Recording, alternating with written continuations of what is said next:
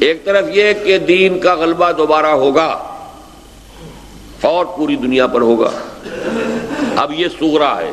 دوسرا کبرا کیا ہے؟ یہ نہیں ہو سکتا کہ ایک ہی داعی کی قیادت میں یہ سارے مرحلے طے ہو جائیں۔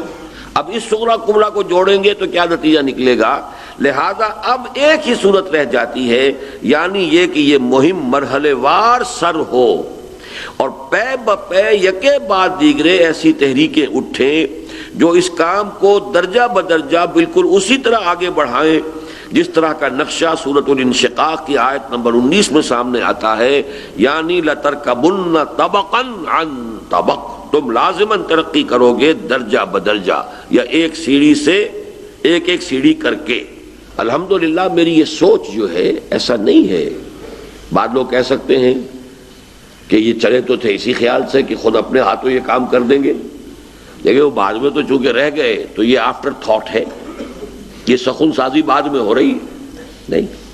میں وہ عبارت بھی آپ کو پڑھ کے سنا دوں گا کہ یہ بات میں نے سن 74 میں، بلکہ ابھی اسی موقع پہ سنا دوں گا۔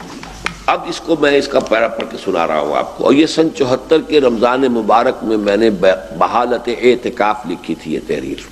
اس احیائی عمل کے بارے میں بھی بعض بنیادی حقائق ذہن نشین رہنے چاہیے۔ ایک یہ کہ یہ کوئی سادہ اور بسیط عمل نہیں ہے، بلکہ اس کے متعدد گوشے ہیں جن میں سے ہر ایک میں اولو العزم فرد اور جماعتیں برسر کار ہیں، اور جو بظاہر ایک دوسرے سے جدا اور مختلف بلکہ بعض پہلوؤں کے اعتبار سے متضاد ہونے کے باوجود اس وسیع تر احیائی عمل کے اعتبار سے ایک دوسرے کے لیے باعث تقویت ہے کہ یہ احیائی عمل جو ہے یہ کئی اس کے محاذ ہیں، کئی پہلو ہیں، کوئی ایک نہیں ہے۔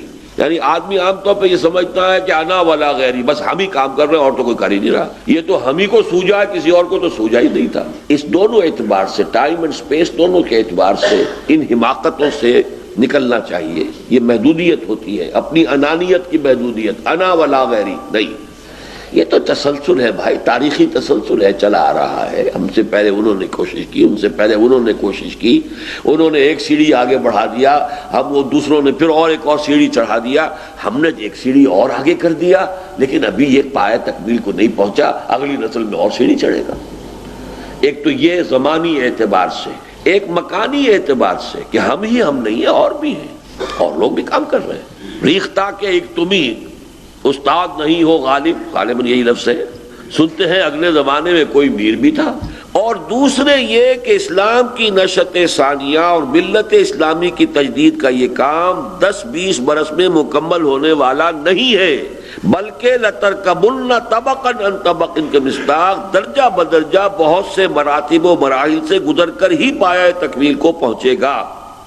لہذا اس ارتقائی عمل کا ہر درجہ اپنی جگہ اہمیت کا حامل ہے، اور چاہے بعد کے مراحل سے گزر کر پہلوں کا کام بہت حقیر بلکہ کسی قدر غلط بھی نظر آئے، اپنے اپنے دور کے اعتبار سے اس کی اہمیت و وقت سے بالکل انکار ممکن نہیں ہے، جس کو آپ انگریزی میں کہتے ہیں hope for the best but be prepared for the worst.